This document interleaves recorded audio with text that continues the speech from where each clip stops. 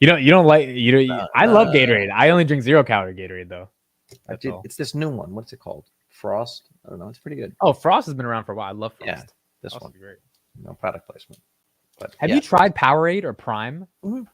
I haven't tried those yet. They're pretty good. It's all the Powerade. same. Honestly, it's all the same shit. Cool. So we had a good interview, everybody. I just want to point out with Dan from Solar Bear Energy, which is a funny name because he's a bear. I really thought initially, I'm like, why is it what? Someone pointed out in Discord, actually. Yeah, it should be Solar Bull, obviously. But it was a good interview. He gave us a lot of facts about different things. Not everybody wanted to hear that he's not 100% bullish on Enphase, but at the end of the day, he said he was bullish on Enphase. If he had to put 10 grand into it, he would put 10 grand into Enphase. So, Yeah, I was like, if you have 10 grand for your kids, like really put it out there, like just Are you putting it into Solark? I wanted to do the kill, marry, fuck. And then of course Chris was trolling our chat with his Hoy Miles thing. What did he was talking about Hoy Miles. He's like, oh, the Chinese and he heard about it are coming, and he's like, yeah, they're great, but they're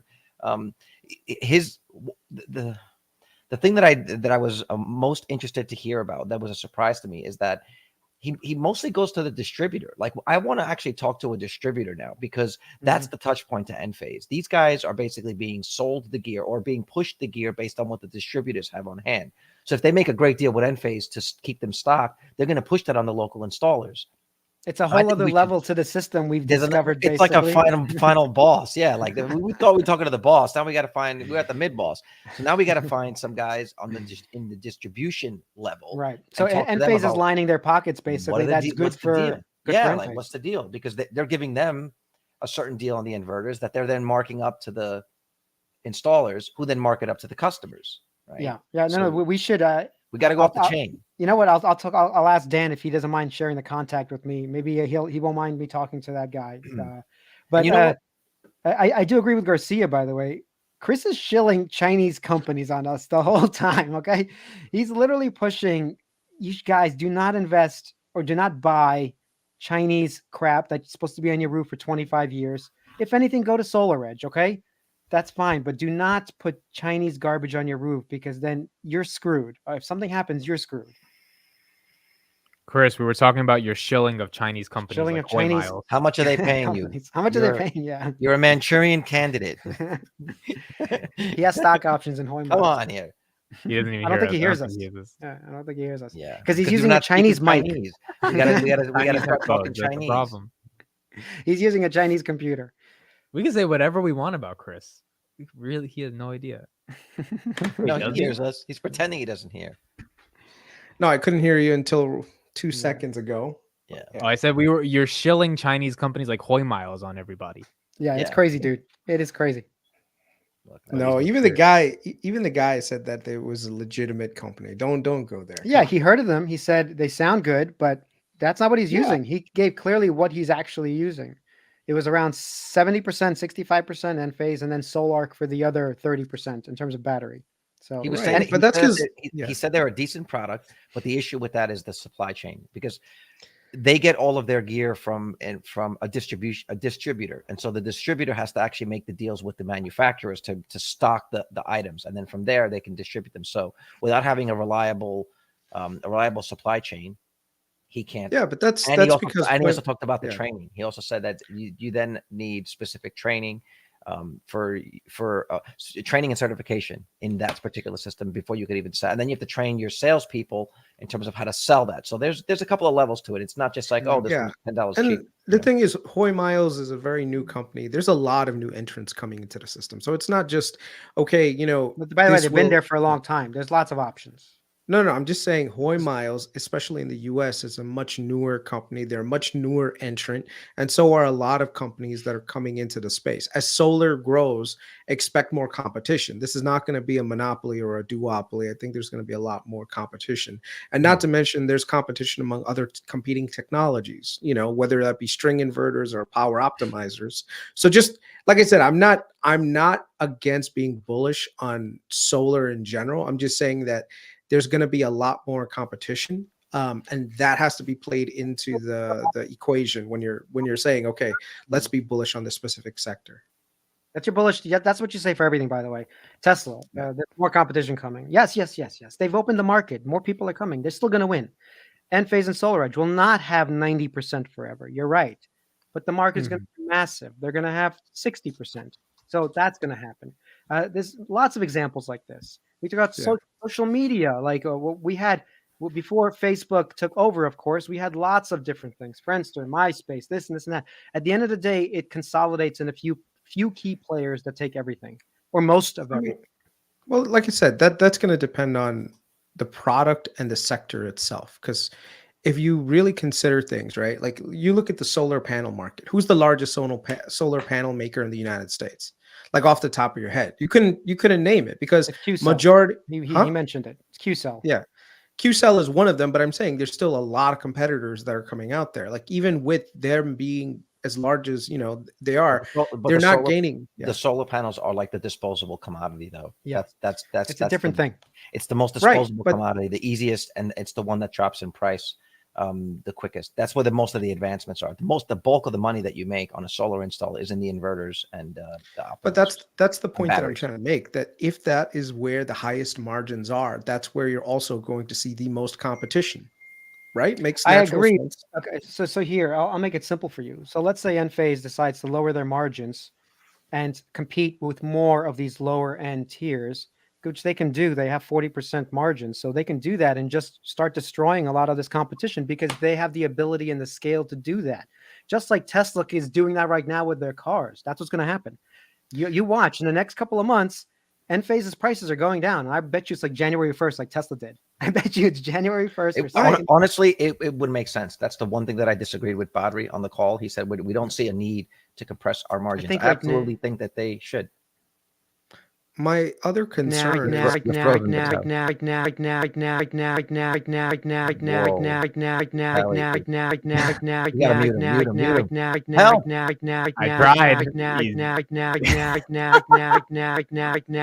my God. Yeah, this is gonna be a great clip. Someone's gonna click this and make this like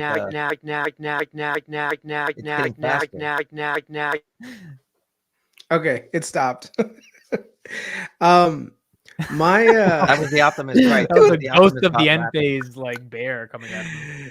So my other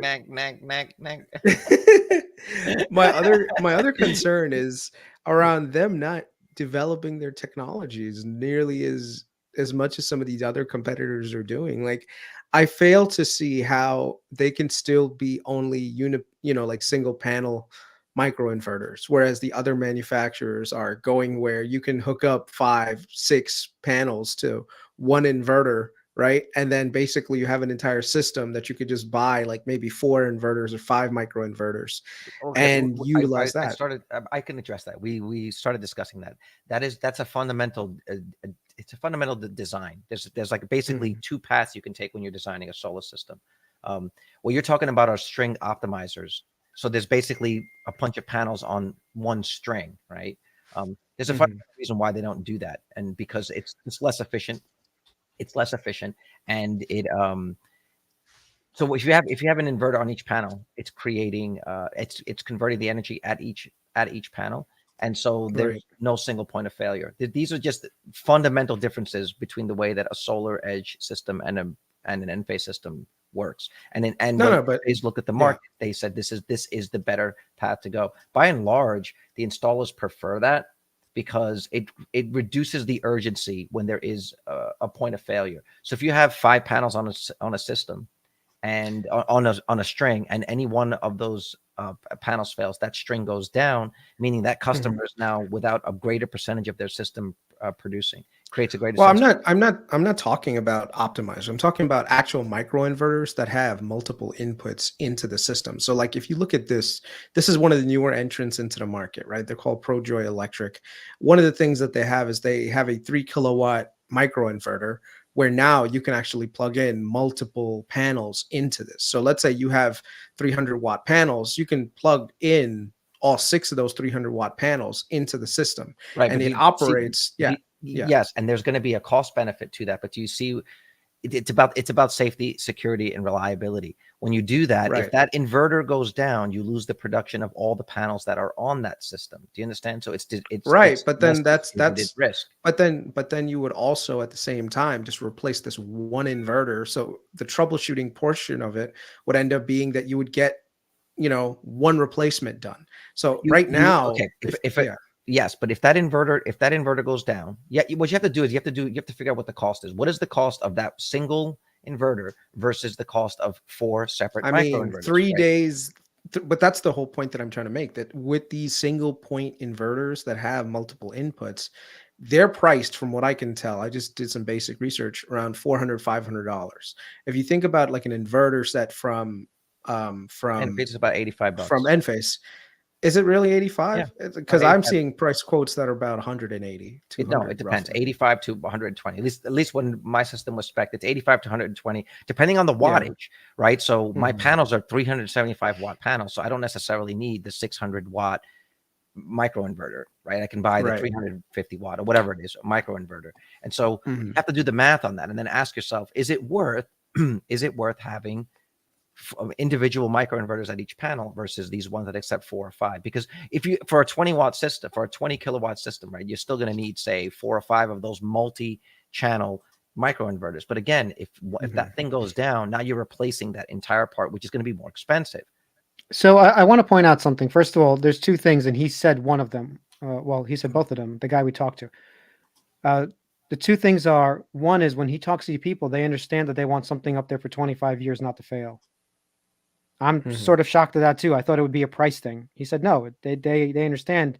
They don't want in 10 years the main inverter to fail. That's what he was implying. So that's why he Mhm. sells mostly Enphase systems. That's important. The second thing, this is for 25 years. Okay. Mhm. So as soon as you understand that as a home buyer, like I understood it, Carlos understood it. We paid the extra couple of bucks, whatever it was, a couple of $1,000 that we paid, because we don't want to deal with some guy coming on our roof every single week or every year or every 2 years. We don't want that. And if one thing fails, me and Carlos wouldn't even know unless we're just tech nerds and checking our app every single second.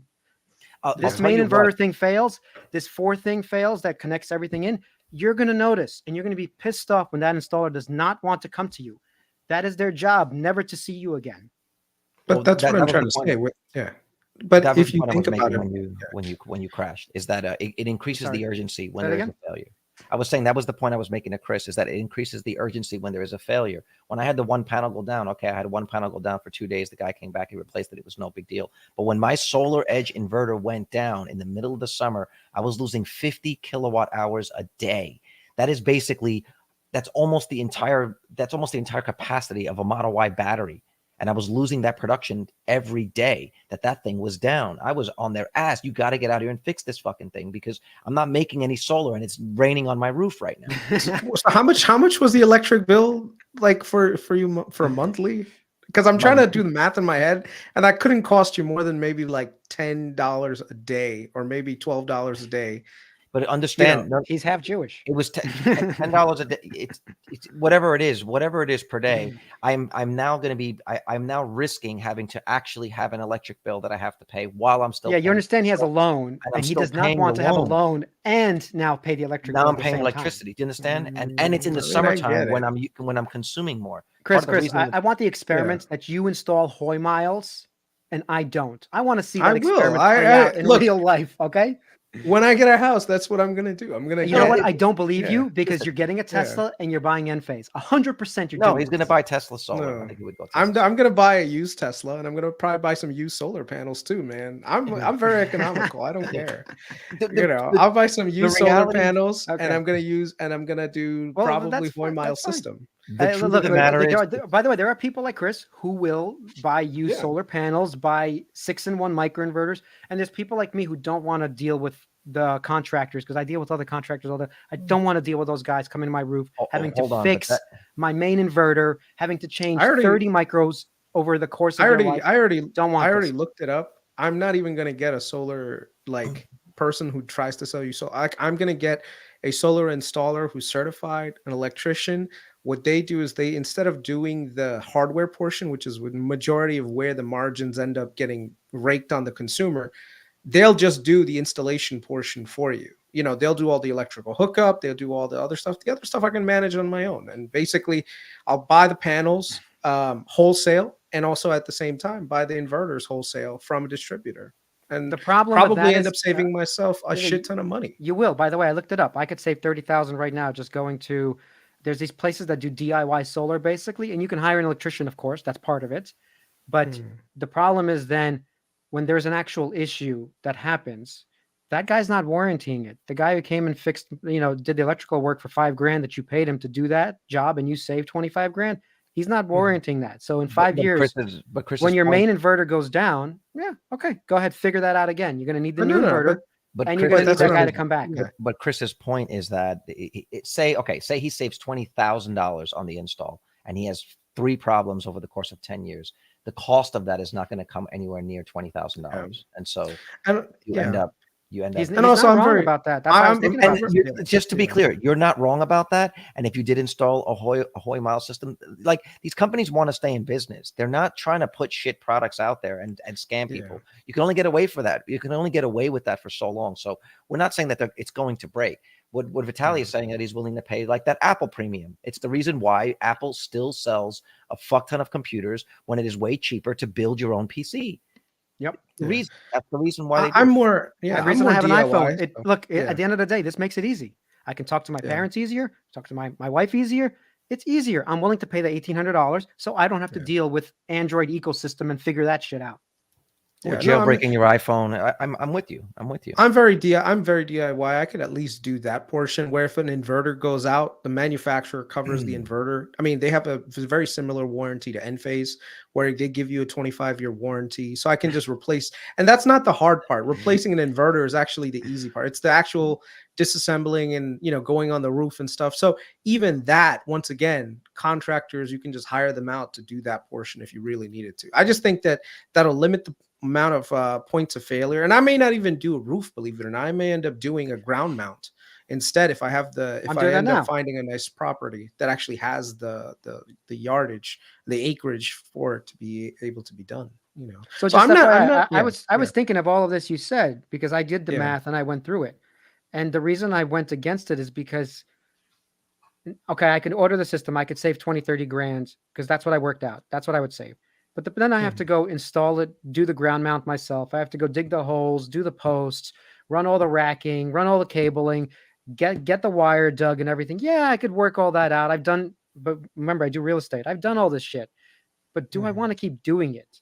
No, I want someone to come to my house, set it up, and take care of it for the next decade so I don't worry about it. Well, so I can keep producing energy and it continues to run without me worrying about paying my utility for that energy.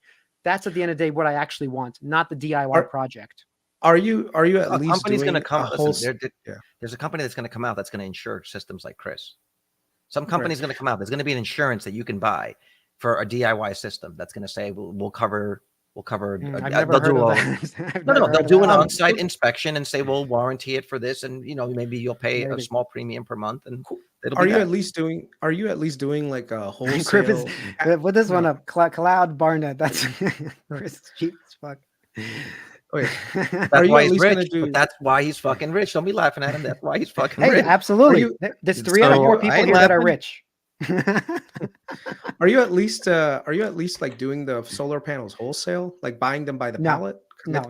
I looked into all that, by the way. Like, honestly, I was thinking the same way you're thinking. And I worked out the math, and I worked out all the math in terms of the incentives too. So I could have had way more savings. It's around 30 grand, no joke. But once again, at the end of the day, all I wanted was that power bill gone. So you got to think about a regular person. My power bill is going to be around 700 coming up for heating my house in electric, because I use a heat pump. Okay, $700. Now I just need to get this solar bill less than $700. That's how I'm thinking. If I can get that less, I don't care if it costs me $30,000 more, because then I don't have to do any of that work. My bills will actually drop anyway. And I think that's the way most people are thinking. And as soon as these rates flip, a lot of people are going to see this as a benefit, man. They're not going to be doing this DIY calculation. They're going to be doing this. Is this bill less than the other bill? Yes or no? But the other part of it is it's not just getting rid of your bill. It needs to pay you money. because if it's not paying you money, then it's not paying. It has Oh to yeah, pay you're for, saying there's some return on it. Yes. it has to be, but it has to be more than saving you money on the electric bill. Well, because yeah. it has Look, to, the return is it even has if you to get the pay for the loan. loan. It has to I know pay for that it, loan it too. does. So after 10 years, whatever it is, in my case, it's going to be probably 7.5 years. But let's say 10 years. In 10 years, you own your own power. That's it. You own it all. You paid off your loan, whatever it is. And during that time, you paid less than the electric amount. That's all the math I'm doing. Meaning I need to beat that number. And then it's, for me, it's 7.5 years because I actually got, I'll talk about how I'm working it out later, but it's going to be around 7.5%. And my payback is around 7.5 years. Yeah. By the way, I know a lot of people. First of all, I'm not renting, so a lot of people, if you think I don't own a home, it's because I own multiple condos. Like I own a condo in New York, I own a condo here. I don't need the space. One of the biggest mistakes, I know because we're finance junkies, I'll talk about it. One of the biggest mistakes you can make is buy a home that you're not utilizing fully, and you're overpaying for a giant home that you're paying property taxes on, cooling, like all the stuff. Like it's just me and my wife. We don't need a. Am I getting static? No, you're good. You're good. Okay. Yeah. So for me right now, 3-bedroom, 2-bath in a nice gated community is perfect. My monthly outlays with electric, with my condo maintenance and my mortgage don't come out to be more than like, I think $1,000 a month, if you think about it. So when all things are considered, I could buy a house right now. I could go out right now, physically buy a house, $1 million house, and end up paying close to $50,000-$60,000 a year just to say I have this giant house and do this whole like keeping up with the Joneses nonsense. But instead, I'm using any additional capital that I have, investing it into my future. So this way, when I am ready to buy that house, when I do have kids, it'll be actually worth it. It'll actually be utilized for the purposes that I need it to. One of the biggest mistakes that so many people make is they buy a house that's too big for them to ever utilize fully, and then they end up paying a shit ton in property taxes, a ton of money that goes towards like paying to cool a 5-6 bedroom house, and when it's just like him and a couple. I mean, him and himself. But if you're planning, Huh? but if you're but you're making the case for renting, not buying, because that's what you do when you no rent. I mean, I'm saying you could buy. Rent No, what you could. need. Yeah. But if you No, if you are yeah. planning to have children, then buying a Yeah. 1-bedroom house or a 2-bedroom house probably doesn't make sense. You might want to go with at least Yeah. a 3-bedroom so you can grow into it. Right. No. So I'm not saying buy a house, by the way. I'm saying that when you're in your younger years, definitely buy property, but you can buy condos, right? Like condos and co-ops. That's one of the benefits of being able to buy to size rather than just buying to just have space, right? So right now, what I see a lot of people doing is a lot of people just think that, hey, I can go out there and right now, even if the prices are really high in the houses, I'm going to buy this house and I will maybe I'll use it because once my family grows and stuff. But my thing is, why not just buy a condo, pay the maintenance that you have to, and also at the same time, the condo's value will appreciate and your total expenses won't grow beyond your current budget amount. Like I said, me and the wife, we do very well for ourselves. Could we afford $1 million home? Yes, we can afford it very easily. But why pay that additional amount towards things that you're not going to utilize? Like why, like if you go to some places in Jersey right now, you're paying close to 14, 15,000 a year in property taxes. Now, if you have a family and you have kids, by all means, get the best school district for your kids. You should move there. But if you don't have kids and you're fine, consider renting, consider buying a condo and living within that portion of your expenses that isn't going to like drag you into the market to sell that condo might not always be favorable to you when you're ready to do so. Like I bought as a single person in 2017. I bought a 3-bedroom, 2-bath house on a 8,000-9,000 square foot lot. And me with now just a wife and 1 child, we are exploding out of this house. Like I literally have to be so like managing space is an incredible skill that you need in this house because we just don't have the space. We are bursting at the seams, even with the backyard and the front yard. And especially now we have the 2 cars. I'm exploding out of this space. Had I have bought a smaller house, when you see what happened to property values after the pandemic, they shot up. I would not be able to afford my own home right now if I tried to buy it right now. Or if I tried to buy it when I needed it, I wouldn't have been able to do so. So I'm sure it works on some level, but I do believe somewhat in buying what you think you're going to need and filling it in, because you'll be able to have appreciation when you reach that point versus having to pay that appreciation, having to pay that price. So I agree with Carlos in terms of become a real buying. estate episode. Well, I agree with Carlos in terms of I disagree with you, Chris, about buying condos. First of all, the problem with a condo is, once again, if I leave, what are the condo rules? And they can change. So people ignore that part of it. I think you're going through this in Manhattan, where if you wanted to rent the condo, can you rent your condo? Maybe. But maybe the rules and the board will get together and say, we don't want anybody to rent now because that's the rules. And then you have to join the board. Then you have to try to petition for your case. Yeah, So there's people, definitely complications. Yeah. there are a lot No, of you're right. complications with Yeah. co-ops and condos. I beg people, and this is financial advice, do not buy condos unless you already live in one. Fine. Buy a house because then you can do whatever the fuck you want. You can move out of it. You could rent it when you move out of it. You can sell it when you move out of it. You can put 16 people to live in it. It's your house. Do what you want. You can't do this in a condo. So please do not buy a condo or a co-op. I've had so many friends screwed because they went with a co-op, especially in New York. It's co-ops, a lot of them. They can't do anything. They moved out. Now they're paying for 2 properties. They can't even rent out their unit. It's insane. Okay. And they're paying like thousands of dollars a month. The last apartment I lived in before I moved here was a condo that they allowed. It was the first floor condo that they allowed us to live in. And we were somehow put on the internal chain of the condo on the board. And so we would hear them like talking about us. They didn't even see that we were BCC. They'd be like, and those renters on the first floor really have to be better about this and keeping this clean and whatever. I got a little barbecue to have outside, and like the chick on the 4th floor who like made herself like the chairman of the board would like write us, New York law says you can't have this and this and that, or she'd write and say, who left this rope on the roof and we're not supposed to, like, they were just absolutely horrible. And then a buddy of mine bought a house close by, and he has a co-op, and he put one of those like Ring cameras or like an outdoor camera, and they made him take it down because it was an eyesore. So he couldn't even put like a little camera outside of his house. So yeah, if you wanted to do work right now, my parents actually did buy a condo, and I've told them this, don't buy condos. They bought one in Florida, but that's what you do. You buy a condo in Florida. Luckily, it's a place that allows rentals, but now to do work on it, you can't just do work on your condo. You got to get permission from the board to go do anything to your freaking condo besides paint. I think paint is the only thing you're allowed to do. So and my father, there definitely are limitations. Yeah, these guys are not. Yeah, you guys are absolutely right. There are stuff. He loves to touch electrical and plumbing. I'm like, dude, do not touch anything in that condo. You're gonna flood the people right underneath you, and you're totally hosed. Do not buy condos. I'm going through. You guys are absolutely right. I am going through something like this right now. Well, technically, I'm not, but like I know some of my neighbors are. Where if you did so you can modify your apartment however you want. But problem is when you try to sell it, what happens is the co-op or the condo will actually go and inspect to see, like, did you make any unauthorized, right? Huh? No. Like when you're leaving, upgrades, right? Oh yeah, when you've done any unauthorized upgrades, because if you did any unauthorized upgrades, now the co-op is going to assess you and say you have to pay this much extra to do this, that, and the other thing. Like, so me right now, I didn't do any upgrades to my condo when I bought it. I left it just how it is. It's, I used it to pretty much live there. It wasn't going to be my forever home. So I wasn't going to do anything extra with it. So right now it is in the same condition. So as I'm selling it, I'm not worried, but I know tons of people who did stuff to their condos that now they're probably going to end up having to I don't know how they're going to deal with that whenever they sell, but there are a lot of limitations with that.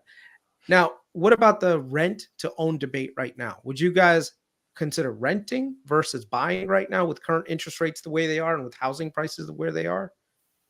There was something fantastic, and I think it has everything to do with where you live. There was something fantastic about renting when I first moved out here. The amenities that I got in my building, the people that I met, that sense of community that we had within our structure was unlike anything. It was the absolute best move that I could have made when I came to LA. It was a great way to get to know my neighbors, to get to know the area. There's something I really love about it. And they're starting to build a lot of these types of buildings in my neighborhood now. And I look at these buildings and I'm like, yeah, I love having the backyard and the front yard, but there's something so nice about having that corner high floor, with a nice patio, having the pool right there, and then you don't have to maintain the jacuzzi, the gym's right there. I don't know. There's something really nice about that. And then they would have, in my building, they had this like a projector. So everybody in the building would come out and we would watch like the football games or like the debates. And there was just something really awesome about that. And the price wasn't that bad. But long term, I knew that owning a home was the right move It was just the right move to make, even though I did have to sacrifice that. There is that sacrifice. I'm not going to lie. I had a better time when I was living in that building than I do owning my own home when my freaking forced air furnace goes down and I gotta go up on my roof and fix something. So yeah, but we're the older paying you, for it. the older you is the one who benefits from the younger guy doing Yeah. all that shit. Sure. So you keep asking, and look, I keep having the same answer. If you need a place to live, and you're paying whatever 3,000, I don't know. Let me talk New York because I don't know other places. So you're paying $3,000-4,000 for rent. That's what rent is around here, right? And even more sometimes. But let's say around 3-4 grand. Yeah. And so you're paying 3-4 grand, and you're looking at prices of houses. They look expensive, and you see a 2-family house that maybe your mortgage is now 5-6 grand, and you're like, well, that's more money. Why would I do that? Yeah, but it's now maybe a 2-family, and you could rent one of the floors. All of a sudden, you have some sort of income coming in that you didn't have before. And then one day you might not want to live in this house, but that house has gone up in value because it's been 10, 15, 20 years. Plus now you're renting a whole second unit and the rents have gone up. So there's all these benefits that just keep accruing over time by owning. Just by owning and not being one of those guys waiting for the market to just bottom out or do whatever. And you're just going to do better in life over time, because it's one of those things. You need to live somewhere. Just like we keep talking about solar panels, you need to pay for electricity. If I can pay less to a loan, I would 100% always go with a loan and do that. And there's still a way to work out, at least in Jersey City and around New York, maybe not in Manhattan, but there's a way to work out where it makes sense still. So I know that's like an anti-thesis for many people, but there is a way to work it out where it still makes sense. Another big reason why I made the move is that drum set. Exactly right. What condo would let you have that? I literally, when I was looking at my building, I specifically picked the apartment that was above the mailroom because it would absorb the shocks, right, from playing the drums, because I couldn't play it in my old apartments because it was just too.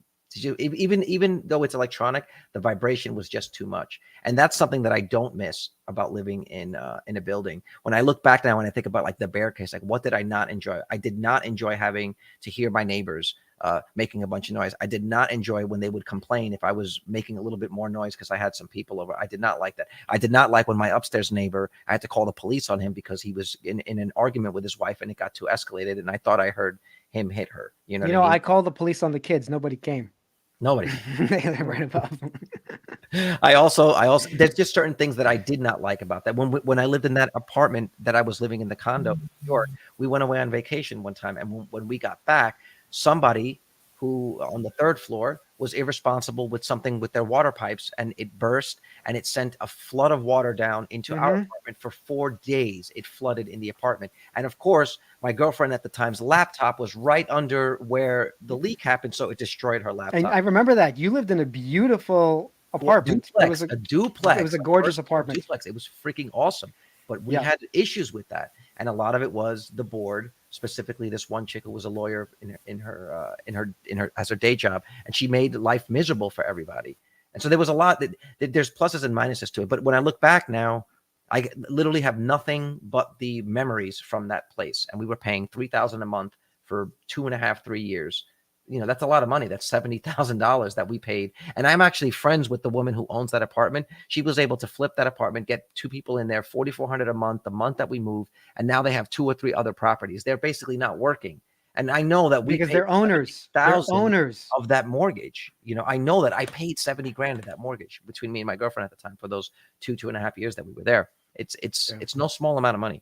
So Chris, I think you're right about a lot of things, like in terms of equities and the companies you're looking at, but I think you're dead wrong about just the thesis on real estate.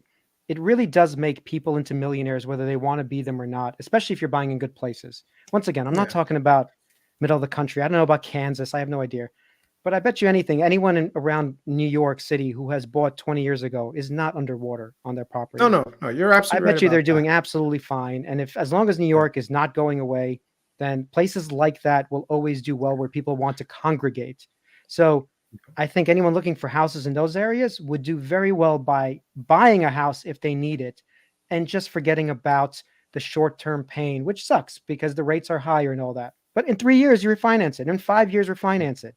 Just build that into your model that 5 years from now, you're going to refinance and you will have a lower payment, because the good thing is inflation will go down for you. Isn't that crazy? Yeah. Yeah, and let's actually delve into that. I think that's a good topic. What do you think, Amit? Since you've been I think quiet. Amit's going to say, but this is why you need Palantir software in order to find the absolute best deals and find the aggregate data. That would be. I was gonna talk about meta since that was the title of this, but we can just do real estate. I can change the title We later. should actually talk about the No, title of the videos. No, I think more along He's lines on of the inflation thumbnail, man. expectation. I think inflation expectation. Then we can do meta. What do you Okay, think? yeah, Like, we'll start with that. Based on every bit of research that I'm doing, I'm seeing a huge amount of disinflationary headwinds coming our way. I don't know why the Fed doesn't see it. I don't know why the political pundits don't see it. I don't know why CNBC doesn't see it. But then again, am I really that surprised these days? Not really. Most of these guys were the same guys that were saying Meta's a sell in the hundreds, and they were like, oh, there's no going back. We're never, all the TikTok was going to do this. So right now, I see this inflation debate where so many people are saying higher for longer, and I'm going to take the opposite of that. I'm going to say that by next year, we're going to be seeing a shit ton of disinflation. And once that creeps into the market, everyone's going to jump. Just like how everyone, when the year started, was saying, oh, we're going to get like 2 rate cuts by the end of this year. Now, no one is saying that, right? You remember even Anthony Noto from SoFi was saying by the end of this year, there were going to be 2 rate cuts. Now, the expectation is we're probably going to get one more rate increase. I think the opposite is going to happen. I think the Fed has played its hand too tightly. All the things right now, with the exception of oil, are trending on the other way. And I think oil's back is going to be broken in the next 6 months. And when that happens, I think we're going to start to see a massive amount of disinflation. And if we get a recession, it might even push us into a deflationary scenario where the Fed is going to have to start lowering interest rates at a rapid pace. Well, before you get there, during the next 3 months or so, when winter's coming around, people will be using more oil. Like that is going to happen. So you're talking about after winter's over, that kind of thing. We're going to spring. Mm-hmm. Well, I'm not saying just because what you're saying is heating oil, right? Which is fine. But if you look at a lot of people already on natural gas, like natural gas has really replaced a lot of heating. Because I mean, if you think about it, the cost of heating oil versus natural gas, especially here in the US, just makes more sense to go nat gas at this point. So I'm not so much talking about that. I'm just saying from a production standpoint, because a lot of people are looking at the short-term moves with Saudi Arabia and Russia and saying, oh, look, you have OPEC plus maintaining, if not cutting some of their production. But what they're missing is all the increases in production that are happening in the back end with the US, and then the sanctions on Venezuela and Iran starting to be slowly loosened. Once those barrels come to the market, it's going to be really hard for the Saudis to say, oh, shit, like these other countries are grabbing market share from us. And but how long do you think that's going to take for Venezuela and Iran oil? Let's take a look. I put it on the page. We still have pretty strict sanctions on both countries, right?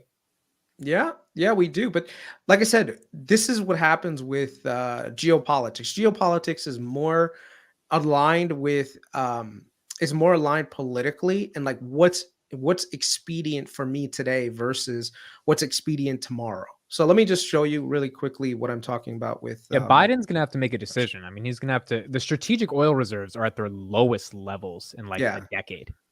So if you can see here in my post, I even put here a slow thaw and frozen in US-Iran relations led to an oil booming. So like right now, Iranian oil is just going gangbusters. Like in terms of production, this is Iranian oil production. We've literally been holding back their production via sanctions after 2019. So this wasn't COVID. This was sanctions that the Trump administration put on them for the nuclear issue and everything else, which is slowly getting resolved. But you can see here that they have a ton of spare capacity, almost an additional $1 million per day of spare capacity.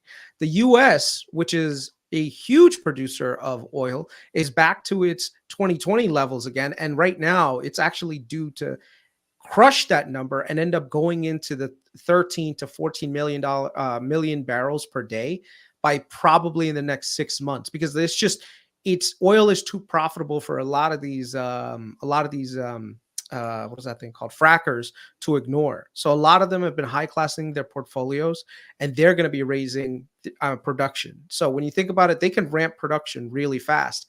And then last but not least, even Venezuela, which was like declining for the longest time in terms of production, is actually starting to reaccelerate. And if you look at like some of the news around, I think some of these American companies are starting. I think Shell was the one that was doing. Yeah, they're actually making investments in that region to do more production. So there's a lot of moving parts here that people are ignoring when it comes to the oil prices. And I think what we're seeing right now, oil is going to be tapped, probably kneecapped at around $90, maybe $100 at the most. And then after that, and after that, we're probably going to see the Saudis having to raise production just to keep market share. And it's an election year, so a lot of stuff is going to be fluid. I posted this. See if you can see this. This was yesterday by me. Can you go full screen, man? Yeah. 1 second. Okay, so let me put you at the actual full screen. So this is true. California is this crazy? This is me yesterday. I was just driving, and yesterday I just stopped at a guy, and I posted this on X. I think some of this actually is the oil companies trying to hide to offset the losses of all the. No. I mean, what are you doing? California, you just have a retarded state government that wants to tax the shit out of anything fuel related. That's cheap. It is no. Yes, the government is insane with that. Yes, but only $7, Carlos. But I mean, I'm sitting there at a red light, and I'm saying to myself, okay, it says $6.89, so $7 a gallon. My old Mercedes, a 4-cylinder, the CLA 250 was a 20-gallon tank. So I'm saying to myself, $140. And I used to fill it up, say 2 or 3 times a month. And that would almost be more than the payment of the vehicle. Yeah. There's no way that is just because of and now you have issues. Free gas from. Well, now I have now it's free, right? Because I'm charging it. But even if I didn't, that car would. And mind you, I have probably the worst, the least efficient vehicle, being that it has the biggest battery and the strongest motor, but still. So people are pulling up to that gas station and like, do you think they're begrudgingly filling up their tank? Oh my God. I'm seeing stories. I see stories of imagine people you got $100 bill just for gas. Like, but it's not, look, the $100 bill is fine, but what do you get for that? So for $140, I'm thinking about what I would normally have done with a tank of gas. I didn't even think about a tank of gas when I first moved. No, but that's a dinner. That's a dinner with your girl. $40, you throw it in there, you're fine. Oh my God! It's not a cheap dinner. It's a well, good luckily dinner. I live in. Some of it is. I think some of it in California always did have higher gas prices than the rest of the nation, but I think especially in California with all the EV adoption, they are raising the prices. And basically to offset all these EV owners, there's so many EVs out here. I can't tell you, like literally at every light, half of the cars are EVs. And so they've got to make the money somehow. And so it's basically passing that along to the people that are still driving. Georgia suspended their fuel tax just to make sure that people weren't going broke on it. But you can see here a lot of yeah, Mississippi is like 326. Texas is about 381. And the funny thing that people don't even consider when it comes to California is one of the largest producers of oil in the country. They have a very large because of what is Gavin Newsom doing, bro? How is he running this country? Oh my God! I mean, people should revolt. That's crazy. Yeah. Hold on, 36. Ray says he has a 36-gallon tank, so I'm just gonna do the math on that. 6. I just gotta know what people are paying. The last tank of gas that I pumped was in 2019 when I returned that Mercedes and then was holding off to buy my Tesla. And so I remember I actually have photos of it. I should post a video and put a sad song on it. You should. Because even then, that price was not that bad. Gavin Ransom. 36 gallons. 36 gallons times, what does that pay? $6.89. It's out here. So you're paying $248 to fill that tank. You do that twice in a month. That was more than the car payment. No, that's terrible. I mean, if that doesn't push you towards an EV, I don't know what will. Honestly. Or moving to a lower cost state. Well, I know a guy who had a big truck like that, and it would cost him about $250. He just stopped going out. Like we'd say, "Hey, you want to come out for the weekend?" Like, no, I don't want to go anywhere. He literally just stopped coming out. He was like, "I'm not." My thing is, and fucking New York City with like New York and New Jersey. They did the goddamn thing now where you have to pay $25 just to get below 60th Street. Where they have congestion pricing now? You didn't know that? I didn't know that. Yeah, for the bridges and tunnels. Wait. No. Now they're doing it in the city where if you cross the 60th Street below 60th Street during the daytime, they'll charge you $25. Well, just based where on do- your their But number. where do they across the charge bridge, you? right? To cross that bridge at that time, that's when they're charging. It's not a bridge. No. On the street. on this one. What? What is there? A I've guy never there seen with a is street there a toll. guy there with like an iPad and a square block on top Yeah. of it? Like No. They're cameras. Oh, and they just send you a I'll bill? show you. I've seen What that. do they That do? is so. Yeah. I mean, Yeah. this is You really gotta be kidding me. ridiculous. You gotta be kidding me. I mean, It's one of those, California. license plate cameras. Yeah, right here. Look, I'll show you guys. So right here in Midtown Manhattan, new scanning devices over the street Columbus Circle. So basically, if you enter That is anything bullshit. below, they will automatically charge you. Where is the congestion pricing thing? And I'm Look at telling that you, guy. Look everyone's how like sad that guy is. Look at that picture of that guy. He looks congestion miserable. pricing. Where stupid thing, New Jersey. But I mean, New Jersey's That trying to congested fight it. arteries. Oh, Yeah. How much? I just want to see how much the damn thing costs. But it's like 20 something, $25, I think, per entry. But what's good is that you can enter as $23, roughly like that, right? That It'll is charge crazy. Easy Pass motorists driving below 60th Street, $23. that is insane. Yeah. Which is nuts. So this is, and then that's on top of the goddamn toll you got to pay on the Washington Bridge. If you go on the Tappan Zee, you got to pay toll there. Holland Tunnel, Lincoln Tunnel. yeah, all those. What's the battery? What's the battery tunnel? I used to take that every single day. I used to drive because I Yeah, had that a, goes I had a from car in New Brooklyn York. to Yeah. the city. That goes to And it That's like was $20, downtown yeah. It was a little faster. So Yeah. I had a car in New York, and I was like, I felt stupid paying for the car and insurance, and I was paying $200 for a parking space and not using the car and still getting on the subway. So I'd be like, I'm driving to work. And so I would drive to work, pay the gas, $50 a day in parking, and the toll was $4.50 each way. So that was another $9 a $4.50. day. Oh my god, that's a long time ago. That's It's a lot. Battery $20. tunnel. That's what I'm saying. So what is the battery tunnel now? It was $4.50 Yeah, each it's like way. $20. That's what I'm telling you. Yeah. $20 to cross that Yeah. fucking tunnel? All the tunnels are all around $20 or more. Yeah. Yeah. Verrazano. New York's gonna make their money, Verrazano's bro. like 20. New York. The Verrazano Bridge. The 26. Verrazano Bridge, when I lived in Staten Island at a certain point, and the Verrazano Bridge for a passenger vehicle at the time was $14, and a commercial vehicle, because we had commercial vehicles, was like $18 or $21. What is the Verrazano Bridge right now? Around 24, somewhere around there. For a car, a regular car to cross, $24. I go there. I use it occasionally. Yeah. With Easy Oh Pass, my you do get a discount God. of a couple of bucks. I forgot what the discount is, but if you don't have an Easy Pass, it's super expensive. It's over 20. Oh my God. Bro, I didn't get an easy pass for the longest, and I kept running through these fucking easy passes. I would get $50 fines, and I'd be like, I need to get an easy pass. Like, this is ridiculous. And that's also bullshit because they know where you live. They can just send you a bill. They saying can you got 30 yeah. days to pay this bill Yeah. and not give you a fine. I got a bill once from the Easy Pass. I used the Easy Pass to get on the Garden State, and you know how you pay. You know how you There only you go, pay for the- 24 one way. That's what it is. 24 It's bucks. Yeah. insane.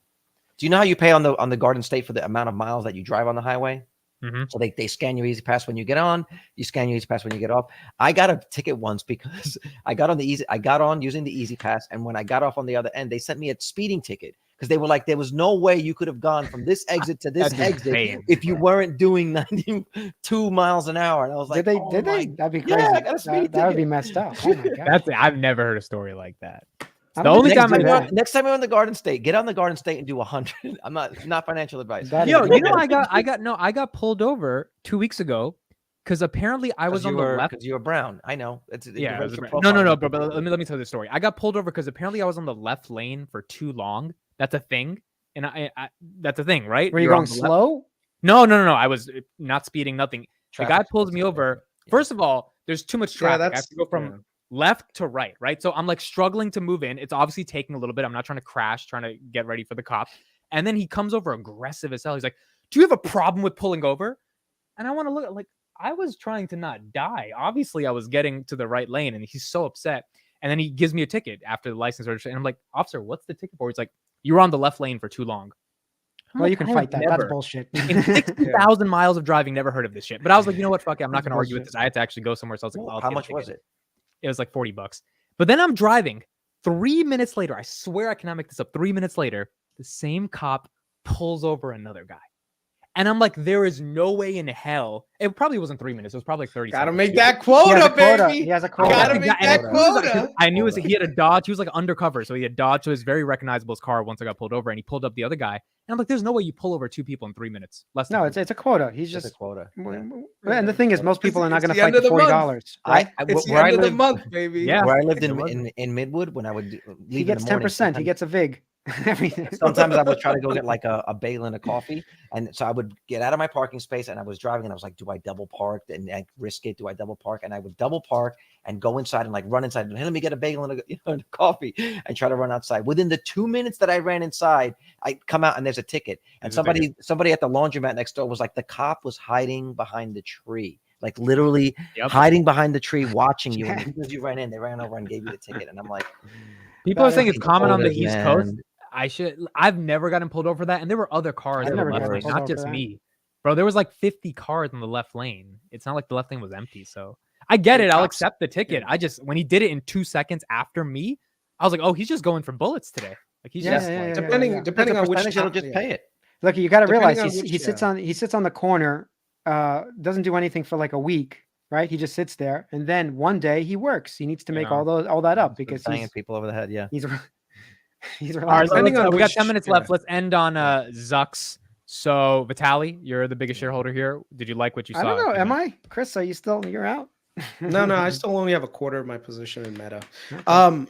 No, I was happy to see some of the products because it's like, oh, there's actual innovation, but nothing that blew my mind. Like, oh my God, this is the greatest thing ever. And Did you watch the whole thing? I watched majority of it. Like I watched the part where they had Snoop Dogg come out as the game master and really like had all this stupid, stuff. That was ridiculous. I was like, you really think I want to go on WhatsApp or Instagram and talk to Snoop Dogg, the game master? And I like the AI the chatbot. game? I think they have distribution to 4 Yeah, billion I think you're people. missing the work. point of that. It's the But all these AI little chatbot characters were ability. stupid. Yeah. Imagine you can have an actual bot, whether it's Snoop Dogg or not. You can actually have someone in the virtual world, or you can have them in Facebook or Instagram, and then they travel through and they can be sort of present. I think that's an interesting idea. That part was cool. That part is like that's leading to the assistant thing. Famous the assistant celebrities thing. like characters. I was just like, guys, this is like what? It felt like childish. I think they're trying to make it fun. It was. Yeah, I think it was not. Fun. I think they were trying to make it fun, but the thing is, like, it didn't seem like something that I would use. Maybe I'd use it for like 10 minutes initially just to fuck around with it and just be like, oh, that's cool. Let me talk to Tom Brady for a second, and then after that, it would get old really fast. Like it wouldn't. What did you guys think of the Quest 3, the actual device? Was there any innovation? That is cool. That is the part that I'm kind of bullish about when it comes to Meta. My whole thing with that is going to be around how are they going to execute that to get. And what I liked. What I really liked is they kept saying the word developer, like developer community. They understand without the developers, your product is garbage. All right. Most of the mistakes that people tend to make when it comes to hardware is that they don't have enough developer support. And if they don't get developer support, then it's dead on arrival. Luckily for Meta, they actually have a ton of developer support for this thing. And the pricing on it is just on another level of Meta is definitely losing money on these things. Like there's no way they're making money hardware wise on this product, but they'll probably make it up in terms of like future growth in their app stores and everything else. So that's fine. But dude, in terms of what the value that you're getting for that headset, it's phenomenal. It's phenomenal. It's color pass through. You can have like actual gaming on like tables and stuff, which is really cool. So they showed a bunch of that stuff. What's awesome too is they're actually going seriously after gaming, and I actually consider that a bull case, by the way, going after gaming. They've incorporated Microsoft's whatever Game Pass or whatever cloud gaming, cloud stuff, that's super smart. And they're getting in bed with Microsoft, obviously, to fight, I guess, Apple, Google, maybe like that kind of thing. So they partnered with them too for their AI LLMs and stuff. These guys are all in bed together, man. Like they may seem like they're competing against each other, but they Microsoft partnered with Facebook, with Meta. Who are you saying partnered? You're saying Apple partnered with somebody, or no? Meta partnered with Microsoft for Bing. Yeah, that's what I'm saying. No. Meta also partnered with Google, GCP, and Azure. Also, like they announced that they were partnering with Azure to make their models, like Llama 2 models and AI models, available on their platform for developers and stuff. So I'm not saying that there's like a tie-in to Google services. Like Google YouTube VR is going to be on Meta too, on the Meta Quest. So it's not like if you use the Meta product, you're not allowed to use these other products also. Like I'm just saying that these guys are all like cross collaborating to push this thing forward. Apple is more like an island where there isn't as much developer support that I've seen. So just You know, I know. Well, I know. Carlos, Apple you does have an ecosystem that they're going to win too. Yeah. So I think Meta and Microsoft know that they're competing against Apple. Like, I'm not trying to hide that fact. They're competing against them, so they're partnering in order to have a better chance to actually have the Android of VR or whatever, you know. But the Quest 3 itself, I pre-ordered one, by the way, and I got the 512 gig model, $650. Did It's you a get the little bit strap? pricey. The additional, the battery strap? I didn't get the battery. I do have a battery strap, by the way, so I don't know if I can finagle that, DIY it somehow onto that, because I already have a battery strap. But I mean, I really do want to use it. That looks like a great device for $650. Might sound like expensive, but this is brand new tech, and I think it's reasonable for what they're doing. Fuck it, I'm ordering it right now, man. I was like debating whether I should get it or This not, but guy. And the thing is, we're not even talking about this, but the Quest 2's price is gone obviously down. So you can go to eBay and $350. buy like $100, $150 Quest 2 if you don't want to buy a new one. And a new one, I think Meta's selling for like $200 to $300 if you want a brand new one. yeah. Why The pre-order comes with subscription too. The pre-order comes with a subscription. The Quest to their... Plus subscription, and plus you get, I forgot what game is included with it. So they're doing like the whole Nintendo thing. We're going to bundle a game. We're going to bundle something else with you. So you're getting the controllers, you're getting a game system. And I think that's important. I think going after gaming is a real critical thing. And this them doing, first of all, Roblox and the Microsoft Game Pass, that's going to be really interesting to kids. Did you feel at all it's a threat to the Vision Pro? Or No, I think Vision Pro is going after something else, honestly. It's not a gaming system right now. It might have the 2D screen that they're doing, but it's not the same thing. And also, if you're buying a gaming system for a kid, I would even have to think about a $500 gaming system for a kid. But imagine thinking of a $3,000 gaming system for a kid. How much was the PS5? $500? $500. Oh, Yeah, so that's what gaming systems cost right now. $500. But they're making money on those. I mean, I'll just give my quick little take. This is what's your bear case, Carlos, to tear this all down? what's the reason this whole event was bullshit? I wasn't. I mean, it's a nice device, and Google has tried that. I'm not sure that people want those. You know what I mean? I'm not sure that people want those like glasses. The average consumer, essentially. Yeah, I'm not sure that the average consumer wants that, and I'm not sure how that's going. I don't know. If I knew that somebody had a camera on their glasses, like if someone came into a bar and had, you're talking about the other product, right? You're talking about the Ray-Ban glasses. They have the Ray-Ban glasses, which is also cool. We should talk about it, but go ahead. I'm talking about those glasses. Google tried that years ago, and I actually liked the Google Glass. I think you even bought your wife one, Vitaly, the Google Glass. No, you were one of the first. Somebody I knew was no, really be a early glass adopter hole on that, and they liked it, but it just didn't have the support. And I think eventually we're going to get there, but I'm just not sure that that's a product that people want. And the same thing with the Meta Quest. It's $500. They're losing money on them.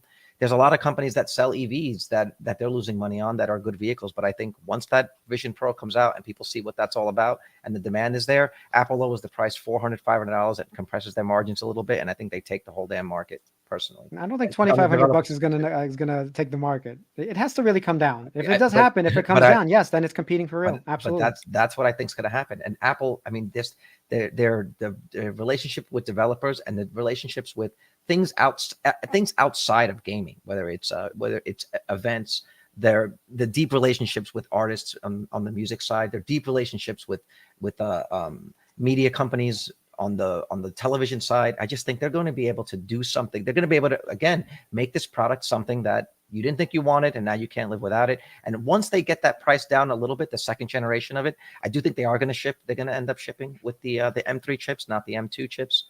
So I just think it's fine. But when Apple enters the chat, it's going to be a whole different ballgame, and they're not going to be able to lower the price enough of the Meta Quests to continue pushing the volumes.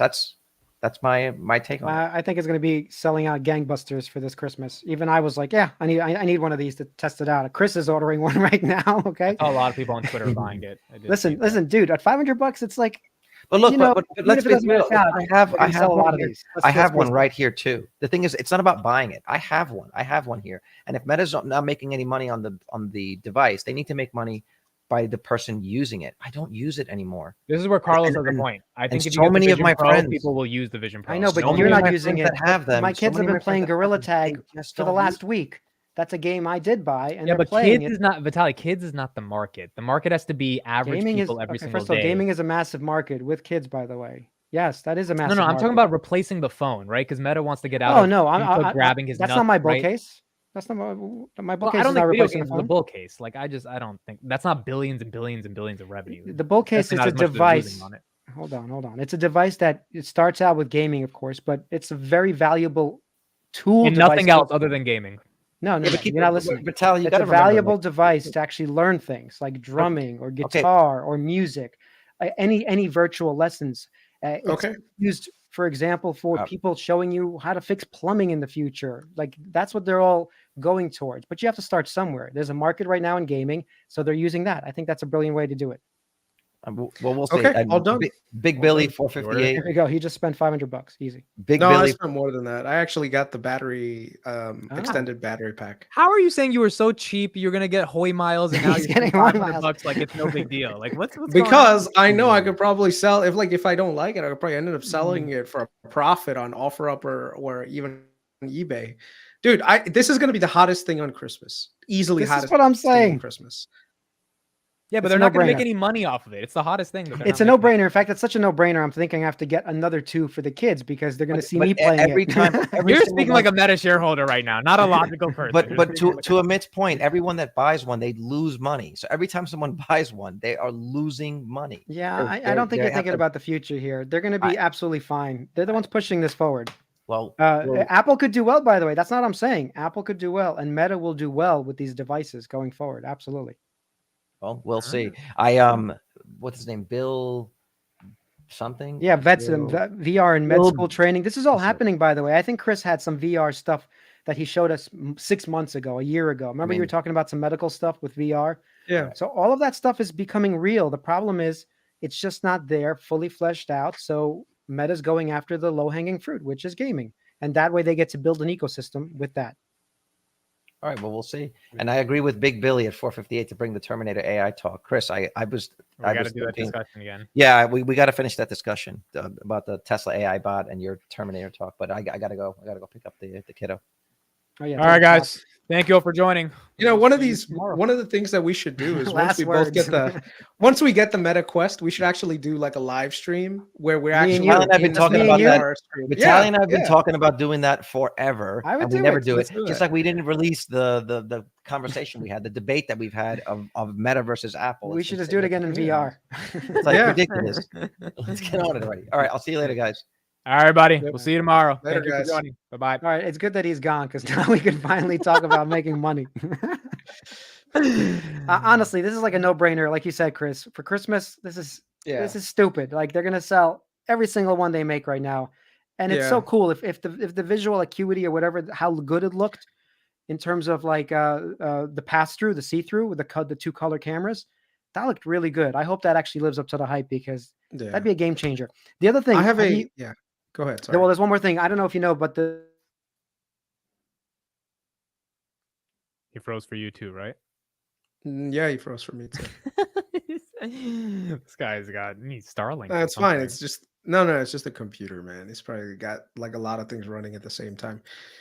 Now, I looked at some early reviews of the product, and it's actually finally got to the point where it can be mass adopted, and it can actually be a standalone gaming device, which I think a lot of people are going to use it for. And yeah, it's worth exploring. I don't mind paying some money to explore the product while I have an opportunity. Because if it's a good product and I see its ability to do mass adoption, that means that I'm probably going to buy more Meta shares. So I think of this as an investment in some research. You know, this is where people have to get used to eating their own dog food. You ever heard of that concept, Amit? Yep.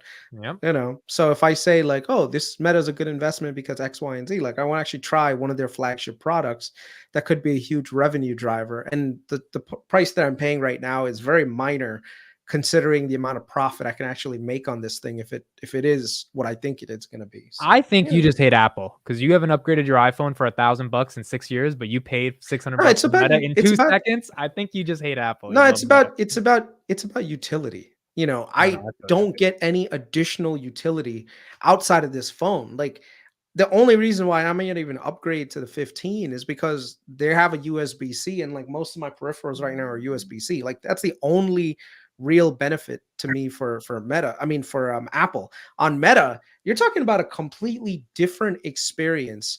All of the shortcomings that I think that the Meta Quest 2 had have all been addressed with this Meta Quest 3. Like and even though it looks like I'm just impulse buying, literally for the last 3 days, I've been watching, I've been asking, to see, okay, what is the pricing going to be? And then I was looking at some of the reviews today because there were a lot of VR headset, like the guy who does like the Oasis, the VR Oasis. Yep. He did a really good breakdown today on, because he had a private screening in London for it. I was So watching he that actually earlier.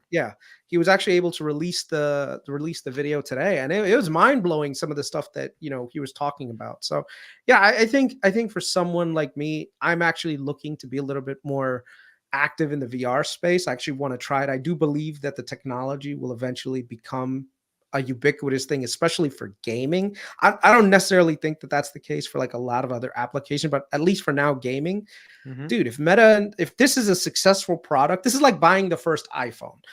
If you bought the first iPhone and you were like, oh my God, this thing is revolutionary, and you bought some Apple shares, bro, you made 100x your money on that same iPhone that you bought. So At least 10x. all I'm doing right now is just eating my own dog food. So I don't mind paying some money, trying the product out. If it's shitty, I'll be the first one to tell you guys it's a shitty product. It's not going to work. But also at the same time, if it's a good product, I'll tell you guys too, it's a good product and it might be worth investing in Meta for. So Yeah, I mean, I think Meta is like what I was impressed by. The way, I know, Amit, you said it's not impressive, but what I was impressed is that Mark is able to pivot the company and like change the foundation of what we thought Facebook was. That is very impressive. That is impressive. 100%. To do that as an entrepreneur, you got to think how hard it is to pivot an Yeah. entire giant Goliath machine to do that. And he's doing it. He's Yeah. also making WhatsApp a bigger monetization play. He's doing all of these things on the side, Instagram, Reels. Mhm. He threw out Threads as a fucking project they did over 3 months and fucking made Elon shit a brick. Okay. The things he's doing are what we should all appreciate in a great entrepreneur. And that's what I see. Even though I hated him 4 years ago, I'd have told you go fuck Mark, but he's a great entrepreneur, and I just want to be a part of his success, because like if he's successful, why can't I participate if I'm a capitalist in his success? So By the way, real quick, I gotta show you guys this as I was watching something with Mark today. Okay, this is what so I watched a little 20-minute YouTube video on how he fucked over the original Facebook co-founders. These are real texts by Mark. Let's see if you can see that. Yeah, Okay. I'm going to fuck them, probably in the ear. He was talking about the Winklevoss twins. He was in instant messages. This is in court documents. He was like, yeah, I'm going to fuck them. The whole social network it was a video doing the truth of it. And he's like, he definitely fucked them, even though, I mean, it probably wasn't as big of a deal as people make it seem, but he's ruthless. He's ruthless. It's a big deal. Ruthless. Have you ever read about Bill Gates and his history, how he was basically ruthless? I feel Mark Zuckerberg is the modern day Bill Gates. Yep. And I'm not saying that as a mean thing. I'm saying that Bill Gates is a very successful entrepreneur, and Mark Zuckerberg is very similar. He knows how to pivot. He knows how to take. He knows how to fuck you. And those are good business qualities, unfortunately, but that's the way capitalism works. So yeah, true. I mean, did you guys see this early video of Zuck basically coming out and saying, look, Google does X, Y, and Z with this many people. We do it with far less numbers, right? And so even when it came to this, all this crazy level of hiring that they had like 2 years ago, it made no sense, because Meta operates in a very profitable business model, and they were pivoting from that for some reason. And so when you saw that letter from Brad Gerstner, you knew that things were going to change. And it's the same thing that's happening to Google right now, where Google actually got so bloated with additional hiring that they didn't realize that all they're doing is increasing their OpEx, which is the bull case for Google right now. We got to talk about tomorrow, because someone in the chat said we didn't talk about Google. So we'll do Google tomorrow. We'll talk about that. All right, guys. I got to dip.